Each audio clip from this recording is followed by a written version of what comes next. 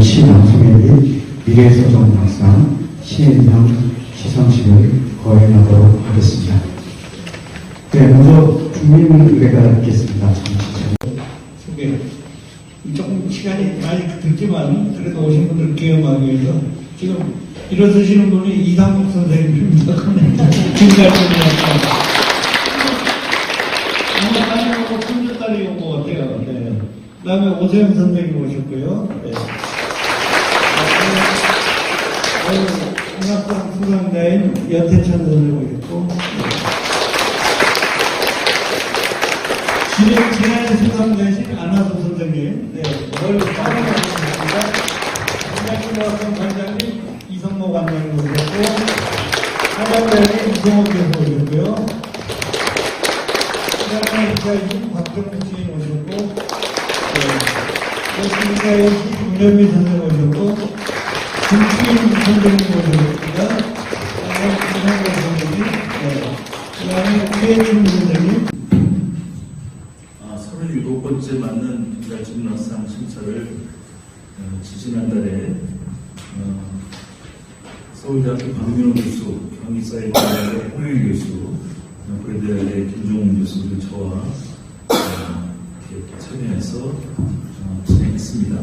예전처럼 2년 동안 발간된 작품집을 대상으로 진행해서 지금 보시다시피 이상국 선생님의 나는 영수도 지사롭다와 여태철 선생님의 집 없는 집 두 작품집이 선정되었습니다. 이게 과정의 팩트입니다. 그리고 심사위원들이 하나같이 오늘 좀 바빠서 못와가지고 제가 이렇게 올라오게 됐습니다. 심사평은 아마 각 심사위원이 써서 서영실 여러분에 있으니까 그걸 제가 여기서 다시 재현할 필요는 없을 것 같고 사사로운 얘기 한두 가지 하고 가겠습니다. 이상국 선생님에 대해서 이렇게 본인이 계신데 이야기하기가 좀 그렇지만 선생님하고 이제 코로나 한창일 때 선생님 인터뷰를 하게 됐어요. 그래서 선생님이 이사장으로 계신 단체에 제가 방문해서 사진을 이제 다 사진을 보내주시는데 아주 인상적인 사진이 하나 있습니다. 박목월 선생님하고 찍으신 사진이에요. 박목월 선생님으로서는 이제 만년이실 텐데 아주 젊으신 이상호 선생님하고 찍으셨어요. 그 까닭이 이제 그때 선생님께서 주재하시던 신상이라는 그 당대에 아주 정점의 장치였죠. 거기에 이상호 선생님의 시적 기원이 그런 사진이 되겠습니다.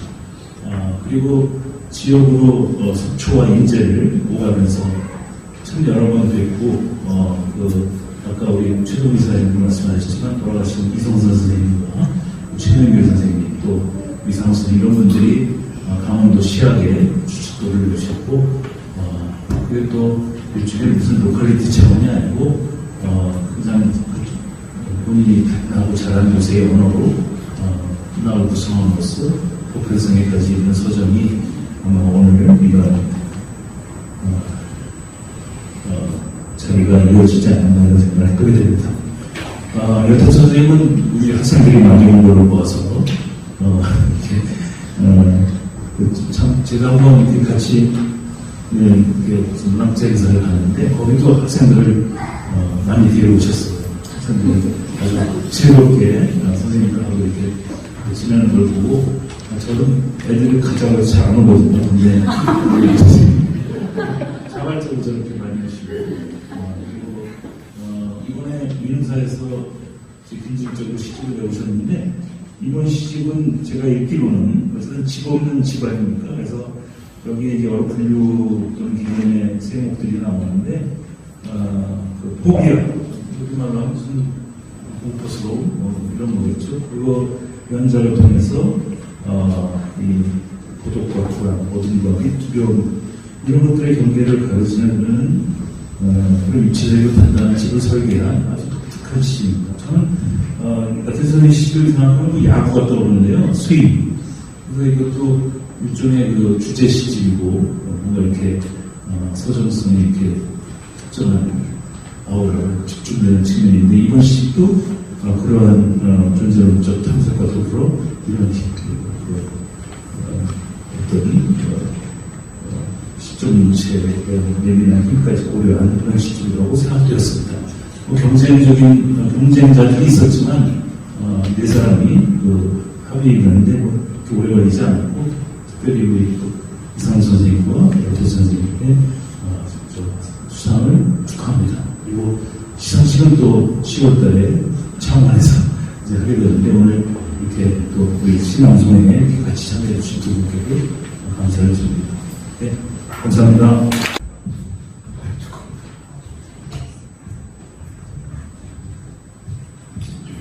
네, 상패를 대독하도록 하겠습니다.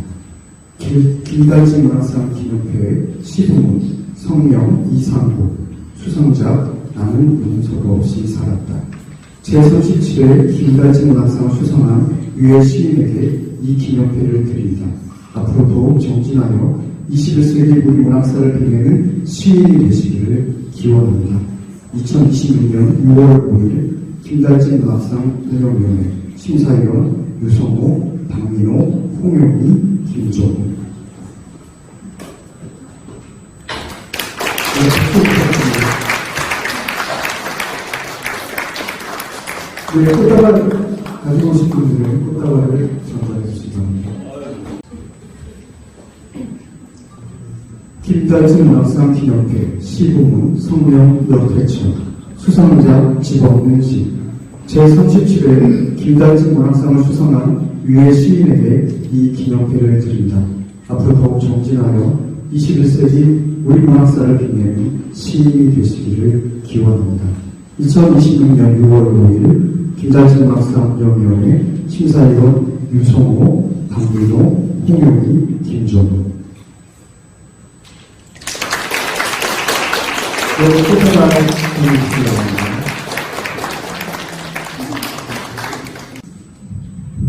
반갑습니다.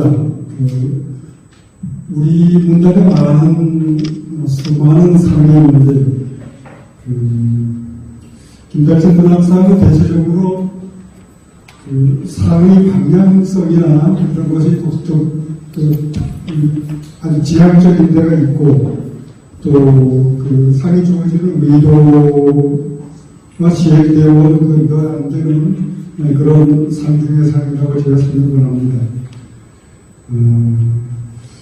저는 서정성이 짙거나 이렇게 물에 탄 듯이 부드러운 그런 시가 별로 없습니다. 대부분 말 속의 뜻을 감추거나 뒤끝이 있는 시편들을 써왔는데 아니면 또 사회적 메시지나 사회에 대한 모든 비판성 그런 것을 전달하고자 하는 태도를 그동안 이제 견지했다고 볼 수 있는데요. 근데 사람도 나이를 먹지만 시도 나이를 먹어서 이번 제 시집을 사람들이 좀 순해졌거나 섭이 많이 죽었다고 그렇게 말하는 걸 듣기도 했습니다. 그러나 여러 가지 미진하고 미달을 대고 또 나이까지 먹은 시를 가지고 김달진 선생 그 문화에 광고를 드리게 돼서 소름스럽기도 하고 또 기쁘고 감사하기만 합니다. 한 20여 년 전에 어느 겨울에 최동원 선생님이 제게 전화를 했어요. 23년 정도 되겠네요.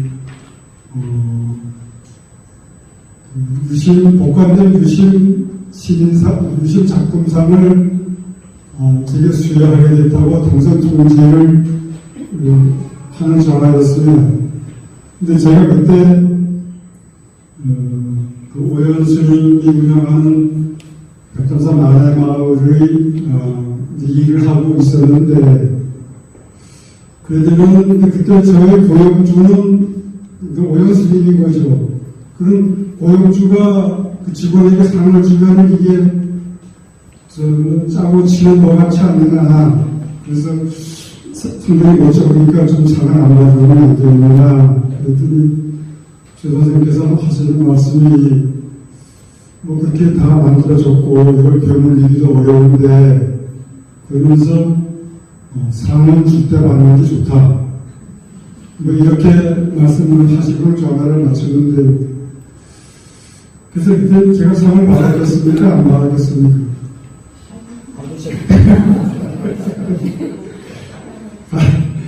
받았죠. 그래서, 그런데 이제 그로부터 23년이나 지난 3월 어느 때 놀고 있는데, 저 선생님께서 또 전화가 왔어요. 뭐 제가 시집을 보내드렸는데, 시집 잘 읽었다. 뭐 이렇게 말씀하시고는 다른 사람을 하나 바꿔준다고 그래요. 그러니까 그 유성 선생님이 전화를 받았어요. 거기 심사위원들 내부 이거를 전부 바꿔주시는데, 제가 알고 보니까 이제 그날 심사를 마치고 제게 그 통보를 하는 날인데,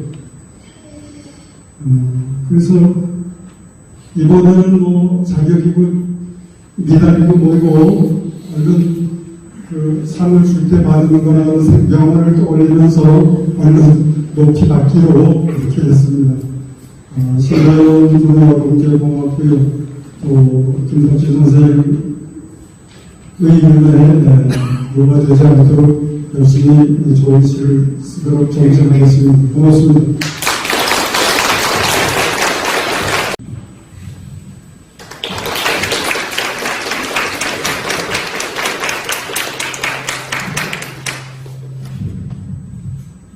이상국 선생님은 안경을 쓰시는데요. 저는 도서해야 되는 상황이라서 죄송하고요. 일단 저를 축하하기보다는 이상국 선생님과 미래서점의 수상, 신인상을 축하하러 오신 분들이 더 많으신 것 같긴 한데, 어쨌든 이 자리에 오신 여러분들께 감사드립니다. 좋았습니다. 김달진 문학사 제가 수상도 하고 있었는데요. 인연이 없지 않아 있습니다. 김달진 시, 제가 1990년에 한해인께 대학을 갔는데, 제가 서해하고 생활을 하는 동아리에 들어갔어요. 그 동아리 시에 지금 사례분이 뒤쪽에 있었는데, 혼세금이었어요. 제1회 아마 김달진 문학 시상식 그 기념 식순을 1회를 우리 사화에 했어요. 그래서 누가 했는지 잘 모르겠는데 아마 이상수 선생님이었을까? 그때 저희 사진에 있는 형이 저한테 물었어요. 국문과대도 혹시 김달진 아니냐고. 그래서 몰랐습니다. 그러니까 굉장히 약속했으니까 모르는 것도 당연했을 텐데, 그래서 기분도 나쁘고 자존심도 상하고 중앙도서관에 가서 시집을 좀 찾아봤어요. 생문도 있고 청시도 있고. 그때 처음 읽었어요. 그때 김달진이라는 시인을 알게 되고, 여기에 내가 대학원을 가고 또 자고생도 만나고, 그리고 많은 김달진과 수상자들의 특집을 제가 풀리게 됐습니다. 그래서 그 많은 시간들이 저에게는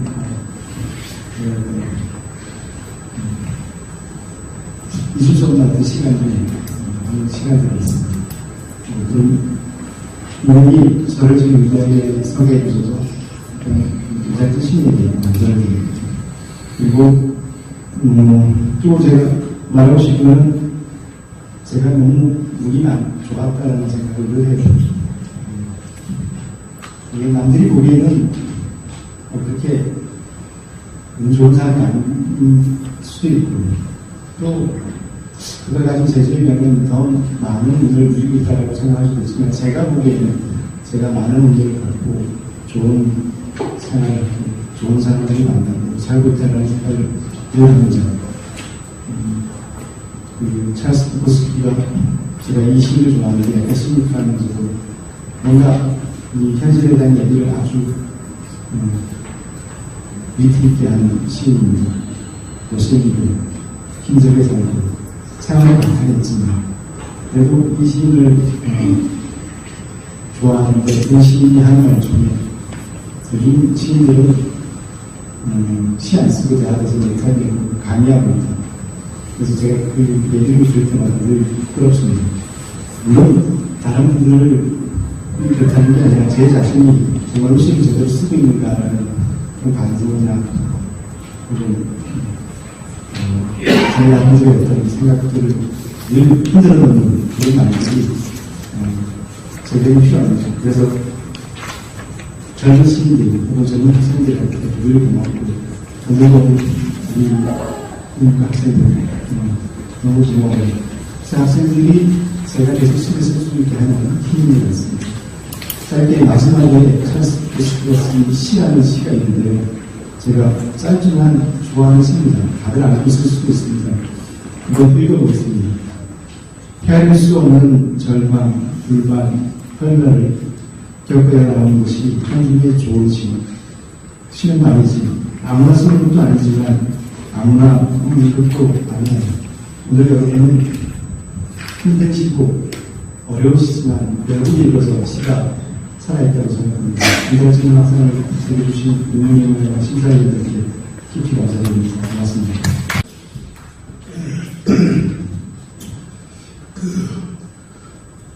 기독교에서는 최초의 인간을 아담과 이브라고 합니다. 그런데 학문적으로는 문화인류학적인 측면에서 최초의 인간은 루시라고 하는 조선이에요. 루시가 왜 최초의 인간인가 하면 지금부터 약 400만 년 전에 이 세상에 태어났는데 최초 직립을 할 수 있는 인간입니다. 직립할 수 있는 인간이라고 하는 것을 호모 일렉투스라고 하는데 특히 루시와 같은 그런 유해 인간을 학문적으로 오스트랄로피테쿠스라고 이렇게 붙이죠.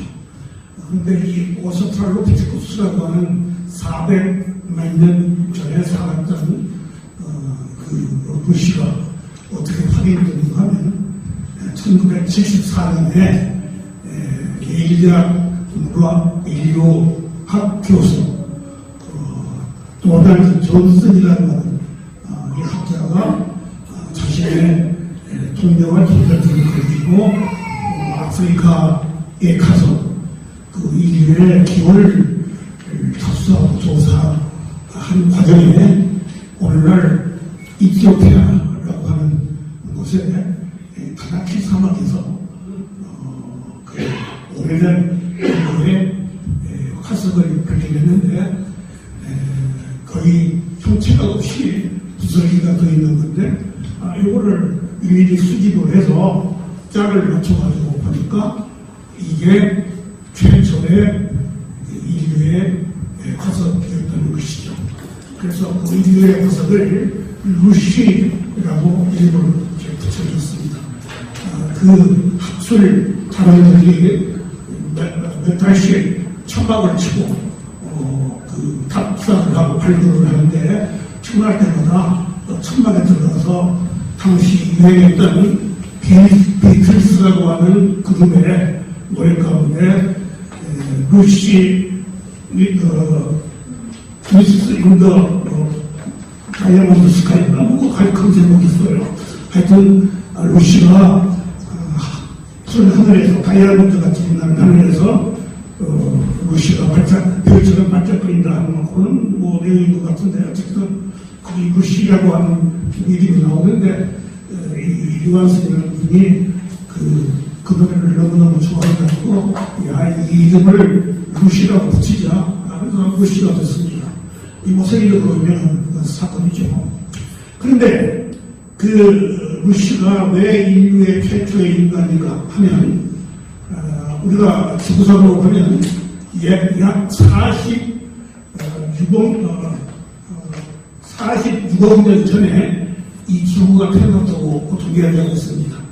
그런데 3,600만 년 전에 최초로 유기물이 합성이 돼서 그 유기물이 스스로 진화해가지고 계속 세포 분열이 일어나고 진화해서 오늘과 같은 여러 발전된 생명체들이 만들어지는데 그 과정에서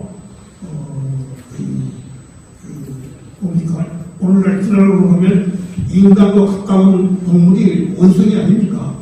원숭이 여러 가지 종류가 있습니다만 그 근데 그 원숭이뿐만 아니라 보노보라든가 고릴라라든가 또 오랑우탄이라든가 우리 인간하고 이렇게 구분이 되지 않는 상태에 그런 일종의 원숭이 비슷한 생명체가 있는데 이것을 보통 뭐라고 부르는가 하면 호미니드라고 하는 호미니드. 이 호미니드가 등장한 것이 약 800만 년 전에 등장을 했고 다시 400만 년이 흘러서 그 후 400만 년 지나서 지금부터 400만 년 전에 그 호미니드 가운데서 원숭이와 오늘날 인류의 지도가 분화가 됩니다. 그 오늘날 인류 시대라고 하는 것은 현재 시점을 보면은 인간, 그 다음에 고릴라, 그 다음에 오랑우탄, 뭐 이런 것들인데 이거는 동그라미 원숭이하고 다르죠. 그 후에 또 그 분화가 돼서 독립된 인간이 되는데 이 호미니드가 등장한 것이 400만 년 전이고 그 대표하는 화석이 루시라고 하는 건데 근데 루시가 왜 중요한가 하면 여러 가지 해부학적인 여러 가지 그 학문학자들이 합동으로 그거를 연구를 한 결과 최초로 직립했다는 증거가 나타났는데 그 직립했다고 하는 증거는 이 골반뼈에 있습니다. 왜냐하면 직립하는 동물들은 골반이 전체 시차적을 받기 때문에 골반이 높고 되게 수평으로 되어 있어요. 그런데 직립하지 않고 매발로 기어다니는 짐승들은 골반이 그렇게 발달되지가 않은 것이죠. 그 사실을 발견해서 그거를 호모 일렉투스 가운데 오스트랄로피테쿠스 그래서 이 루시를 인류의 최초의 인간이라고 보통 이야기를 하는 겁니다. 제가 왜 이 말씀을 드리는가 하면 직립이 인간과 무슨 관계가 있냐 이걸 이야기하면 복잡한 문제들 많이 있습니다만은 시와 관련된 것만을 하나 딱 짚어서 이야기하면 직립하는 자는 하늘을 볼 수가 있어요. 모든 동물들은 하늘을 보지를 못합니다. 여러분 보세요. 집에 기르는 개나 고양이나 뭐 산에 사는 호랑이나 짙어진수 그 아무것도 하늘을 볼 수가 없습니다.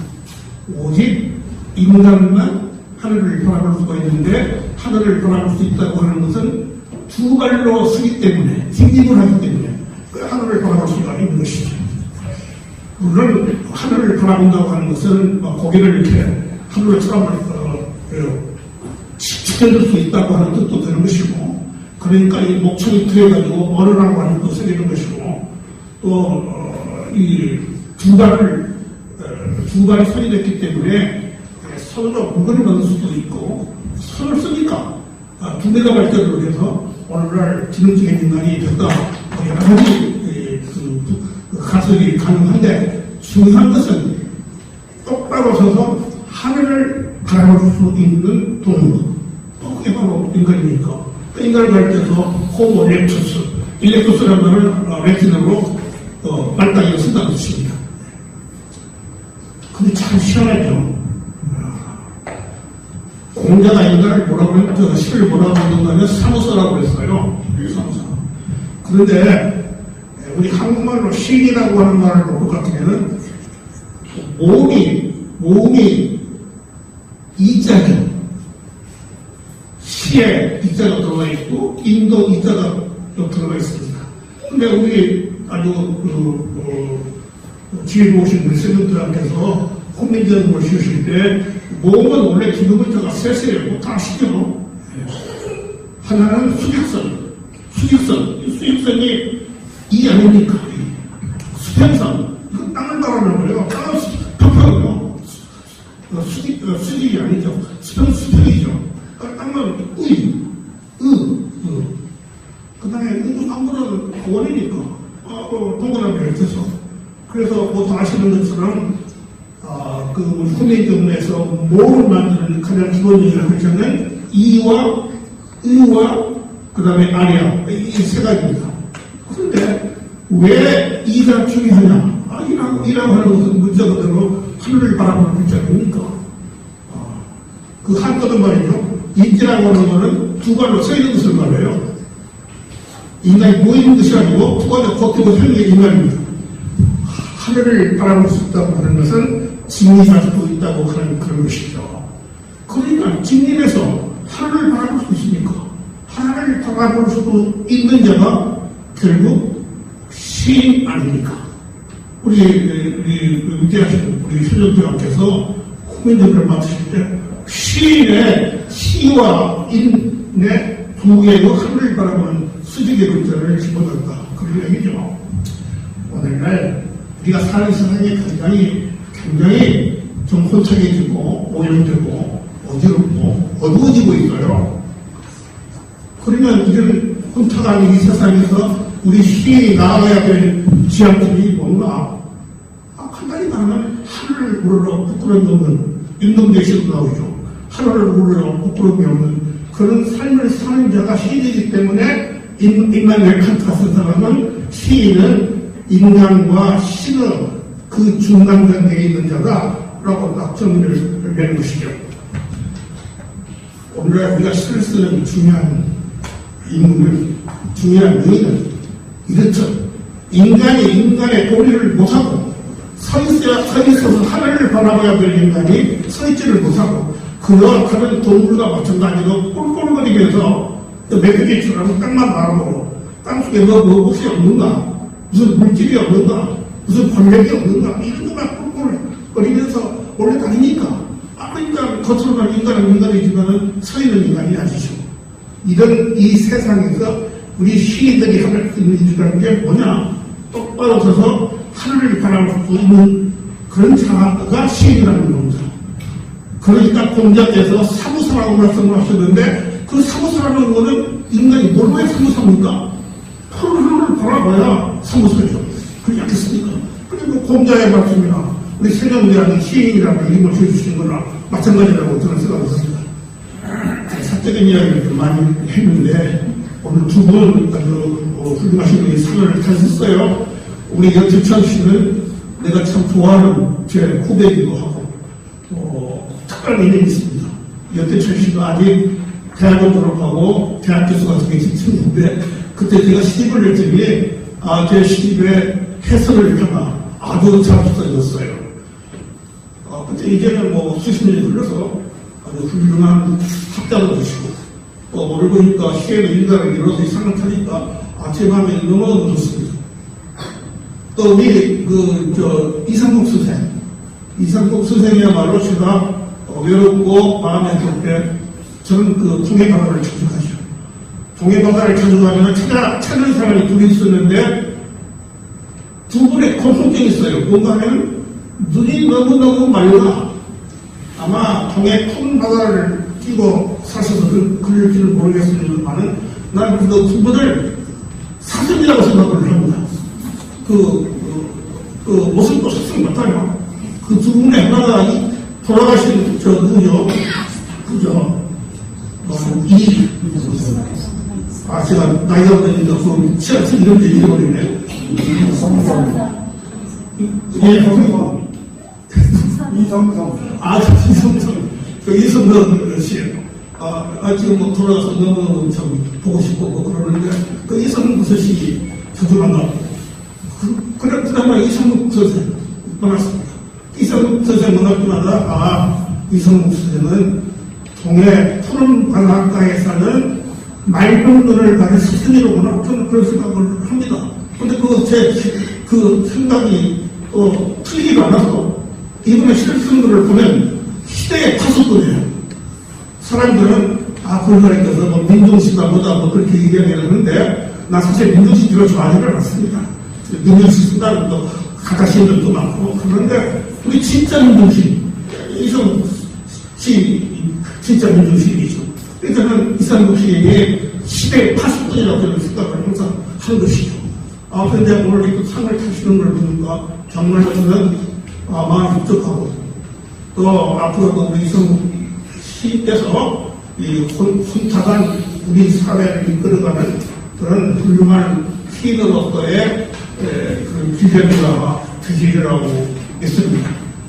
제가 오늘 느껴본 교육이 있고 그리고 또 이 두 분과 개인 사적인 그런 인연도 있기 때문에 중원부는 제 사적인 생각을 많이 늘어나서 시간을 많이 뺏었습니다. 미안합니다. 그래서 두 분 축하합니다. 고맙습니다.